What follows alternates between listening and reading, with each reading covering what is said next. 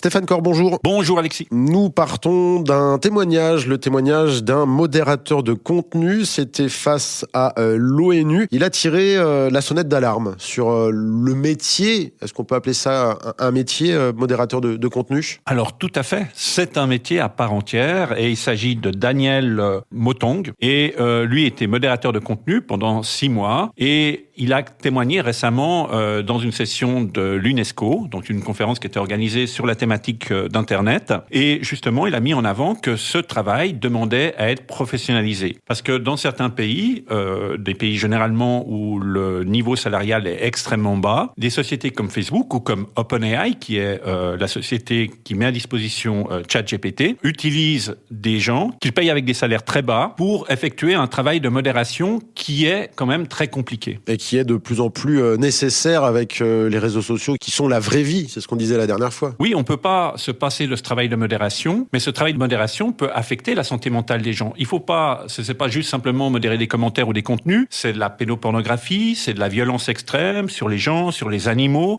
c'est des sons, c'est des choses qui peuvent vraiment affecter la santé mentale de quelqu'un, qu'il soit situé dans un pays à bas revenus ou chez nous. Donc nous sommes aussi responsables en quelque sorte de cette professionnalisation des modérateurs de contenu. Tout à fait, on doit absolument l'appuyer. Déjà, pour que les salaires soient corrects, et quand je dis un salaire correct, il devrait correspondre au minimum au salaire moyen des pays concernés, et pas faire du dumping salarial dans des pays qui sont déjà, où le revenu est déjà plutôt bas. Pour un travail qui est aussi compliqué, qui est aussi complexe, qui peut affecter autant la santé mentale, il faut quand même offrir un salaire qui est décent. Et puis aussi une formation. Parce que gérer ce type de contenu n'est pas, premièrement, à la portée de tout un chacun. Et puis, il faut aussi pouvoir prendre de la distance avec les contenus auxquels on doit faire face et avoir des temps de travail qui sont aménagés en fonction de la pénibilité de ce travail. Oui, parce que vous l'avez dit, parfois ce sont des images, des vidéos violentes. Tout à fait. Donc on prend par exemple les services de police généralement, par exemple les policiers qui vont devoir